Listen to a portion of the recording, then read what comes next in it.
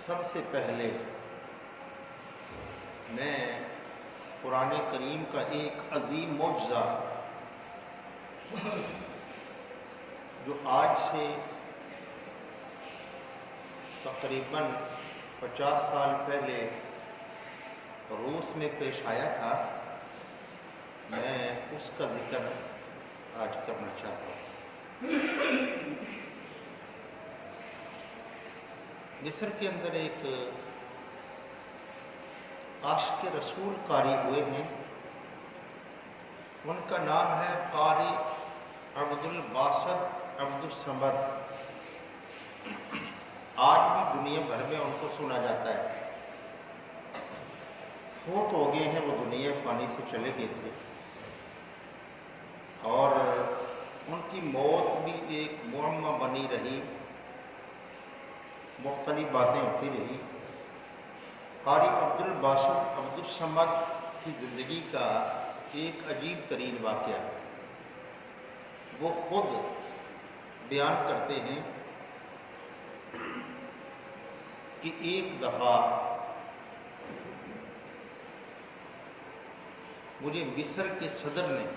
اس کا نام تھا ناصر عبد الملک یا عبد الملک ناصر، اس طرح غالباً اس کا نام تھا۔ تو قاری عبد الباسط صاحب کہتے ہیں کہ مجھے مصر کے صدر نے مجھے یہ کہا کہ آپ نے میرے ساتھ روس جانا ہے۔ میں نے کہا ٹھیک ہے جاؤں گا۔ میں نے حامی بھر لی، لیکن میں سوچ میں پڑ گیا کہ میں تو قرآن پڑھتا ہوں اور صرف عربی میں پڑھتا ہوں، تو یہ وزیر اعظم صاحب جو ہیں یہ مجھے روس کیوں لے جانا چاہتے ہیں؟ مجھے تو کوئی لے جائے پاکستان، مجھے سعودی عرب لے جائے، کسی اسلامی ملک میں لے جائے، لیکن میں نہیں سمجھا۔ میں تیار ہو گیا۔ وہ دن آیا جس دن یہ سفر کرنا تھا، تو مصر کے وزیر اعظم کے ساتھ میں ان کے اسپیشل طیارے پر سوار ہو کر ان کے رفقا کے ساتھ ہمارا قافلہ روس پہنچا۔ روس میں اس وقت پوری دنیا کے اندر روس نے ایک مہم چلا رکھی تھی کمیونزم کی۔ وہ کمیونزم پھیلانا چاہتے تھے، یعنی اپنا نظریہ جو ان کا نظریہ تھا وہ پھیلانا چاہتے تھے پوری دنیا پر۔ تو قاری صاحب یہ فرماتے ہیں، پہلے جو مصر کے صدر تھے ان کی میٹنگیں کو سرکاری طور پر رہیں، مختلف میٹنگیں چلتی رہی۔ بعد میں دوسرے یا تیسرے دن ایک نجی میٹنگ ہوئی جس میں روس کے بڑے بڑے جو وزراء تھے، وہاں اسمبلی کے بڑے بڑے ممبران، بڑے بڑے سینئر صحافی جو روس کے تھے، ان کو بٹھایا گیا، اور مجھے میرے مصر کے صدر نے کہا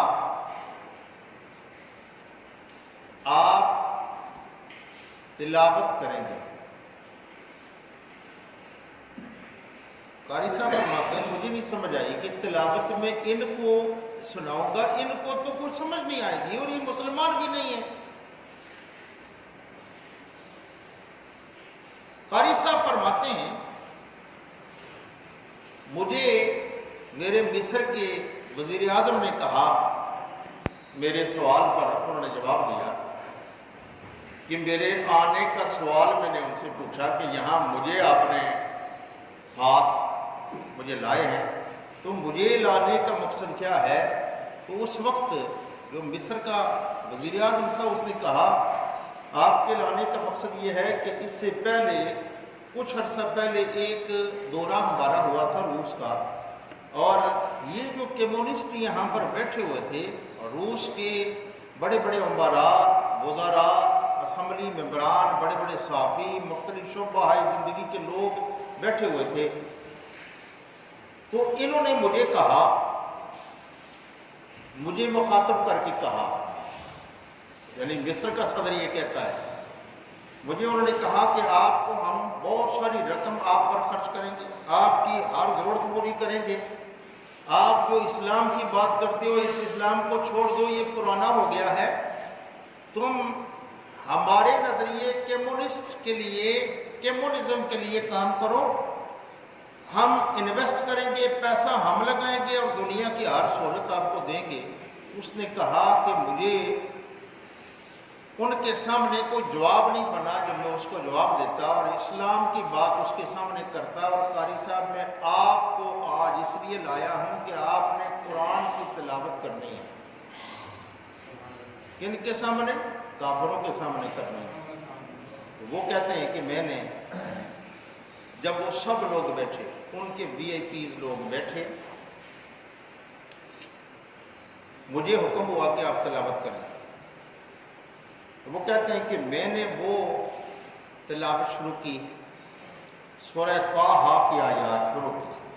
تو آپ کے علم میں ہونا چاہیے سورہ طٰہٰ کی آیات وہ ہیں کہ جو حضرت عمر بن خطاب نے پڑھی تھی، اور عمر بن خطاب کے ان آیات حضرت سیدنا عمر بن خطاب کی بہن جو ان کی ہمشیرہ تھی اس نے پڑھی تھی آپ کے اسلام لانے سے قبل، اس نے یہ آیات پڑھی تھی اور ان کا اثر ہوا تھا حضرت عمر بن خطاب پر، اور وہ جری جوان مرد بہادر جو مکہ مکرمہ کا سب سے طاقتور انسان تھا اور مسلمان نہیں تھا، اس کے دل پر ان آیات کا اتنا اثر ہوا تھا کہ اسی وقت اسی لمحے اپنی بہن کے ہاتھ پر اسلام قبول کر لیا تھا۔ تو وہ آیات فرماتے ہیں کہ میں نے پڑھی، طٰہٰ مَا أَنزَلْنَا عَلَيْكَ الْقُرْآنَ لِتَشْقَىٰ إِلَّا تَذْكِرَةً لِمَنْ يَخْشَىٰ، یہ آیات ہیں، یہ تلاوت کی۔ تو وہ قاری صاحب فرماتے ہیں کہ میں آیات تلاوت کر رہا تھا، اور وہ قاری صاحب اب بھی آپ ان کو سن سکتے ہیں، وہ جب تلاوت کرتے تھے آنکھیں بند کر کے تلاوت کرتے تھے۔ ایسے ایسے بڑے علماء، بڑے بڑے نعتخوان پاکستان کے اندر، دنیا کے اندر ہوئے ہیں کہ جو محمد علی ظہوری جیسے جب وہ کلام پڑھتے تھے تو آنکھیں بند کر کے پڑھتے تھے۔ آج کل کے نعتخوان تو مجمع پر نظر رکھتے ہیں اور لوگوں کی جیبوں پر نظر رکھتے ہیں، لیکن وہ ایسے عاشق قاری تھے، وہ ایسے نعتخوان تھے، ایسے علماء تھے، جب وہ خطاب کرتے تھے تو ان کے خطاب کے دوران مجمع پر ایک وجد طاری ہوتا تھا۔ تو قاری صاحب فرماتے ہیں میں نے جب تلاوت شروع کی تو میں آنکھیں بند کر کے تلاوت کر رہا تھا، میں نے دیکھا جتنے بڑے بڑے ان کے صحافی تھے، بڑے بڑے ان کے وزراء تھے، بڑے بڑے نامور اس تاریخ کے جو چلانے والے تھے، بڑی بڑی باتیں کرنے والے تھے اسلام کے خلاف، وہ فرماتے ہیں میں نے دیکھا کہ وہ جب میں نے آنکھیں کھولی تو وہ 7-8 بندے میرے قدموں میں پاؤں پکڑ کر بیٹھے ہوئے تھے۔ وہ قاری عبد الباسط صاحب فرماتے ہیں کہ میں نے ان سے پوچھا کہ بھائی یہ زبان آپ کی سمجھ میں آنے والی بھی نہیں ہے، یہ عربی زبان ہے اور یہ کلام آپ کی سمجھ میں آنے والا نہیں ہے، تو آپ کیوں ایسے آنسو بہا رہے ہیں اور میرے قدموں کے اندر بیٹھ کر آپ رو رہے ہیں؟ یہ تاریخی جملہ انہوں نے فرمایا تھا اپنی زندگی میں۔ تو قاری عبد الباسط کے سوال پر انہوں نے کہا کہ ہمیں نہیں پتا کہ یہ آپ کیا پڑھ رہے ہو، ہماری سمجھ میں نہیں ہے کہ آپ کون سا کلام پڑھ رہے ہو، یہ کہاں سے لائے ہو، کیا ہے، لیکن یہ کلام پڑھنے کا ہمارے دل پر اتنا اثر ہوا کہ ہمیں پتہ ہی نہیں چلا کہ اندر ہی اندر جیسے کوئی چیز ہمیں اندر دل کے اوپر اتر رہی ہے۔ یہ اثر ہے قاری عبد الباسط کی آواز میں۔ میں اسی ذکر کو تھوڑا سا آگے بڑھاتے ہوئے 2 دن پہلے میں نے ایک بات کی تھی درس قرآن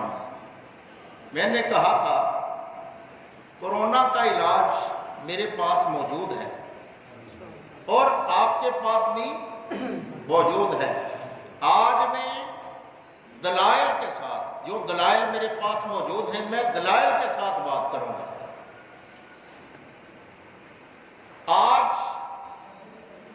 پوری دنیا پر جہاں سائنس نے ترقی کی ہے، پوری دنیا پر قرآن کریم کے معجزات جو ہیں وہ ظاہر ہو رہے ہیں۔ کس صورت میں؟ میں پڑھ رہا تھا، ہماری خوش قسمتی ہے اللہ کے فضل و کرم سے اس وقت پاکستان کے اندر بہت سارے ہسپتال ہیں۔ اسلام آباد پیمز ہسپتال جو بڑا مشہور اور معروف ہسپتال ہے، اسلام آباد کا سب سے بڑا ہسپتال، اس کے اندر پیمز ہسپتال سے یہ سلسلہ شروع ہوا، اور اس کو شروع کرنے والا جو سب سے پہلے جو ڈاکٹر ہے، ڈاکٹر راجہ امجد، یہ چیف ایگزیکٹو ہے پیمز ہاسپٹل کا۔ اس نے ایک قرآن کریم کا سلسلہ شروع کیا جو آج سے کچھ عرصہ پہلے اس نے شروع کیا تھا۔ قرآن پاک کی تلاوت قاری عبدالباسط کی آواز میں انہوں نے ہاسپٹل کے اندر اس وارڈ کے اندر لگانی شروع کی کہ جس وارڈ کے اندر ہارٹ پیشنٹ ہیں، دل کے مریض ہیں، اور ان دل کے مریضوں کو، کینسر کے مریضوں کو، اور ہیپاٹائٹس اور اس طرح خطرناک بیماریوں کے جو مریض تھے، ان کی وارڈز کے اندر قاری عبدالباسط کی آواز میں انہوں نے قرآن پاک کی سورہ رحمان آڈیو لگانی شروع کی، اور بقول ان ڈاکٹروں کے مریضوں کو اتنا فائدہ ہوا کہ جو قریب المرگ تھے یا وینٹیلیٹر پر تھے، وینٹیلیٹر اس کو لگاتے ہیں جو آسانی سے سانس نہیں لے سکتا، تو جو وینٹیلیٹر پر تھے بڑی مشکل سے سانس زندگی کے یہ سمجھے کہ وہ سمجھ کر یہ پورے کر رہے تھے کہ آخری سانس ہے، انہوں نے سورہ رحمان کی تلاوت 3 مرتبہ ڈاکٹروں نے لگانی شروع کی، صبح، دوپہر اور شام، قاری عبدالباسط کی آواز میں، اور آج آن دی ریکارڈ ہے، پوری دنیا پر یہ مشہور ہو چکی ہے بات، اور پوری مختلف دنیا کے مختلف شہروں کے اندر بھی یہ سلسلہ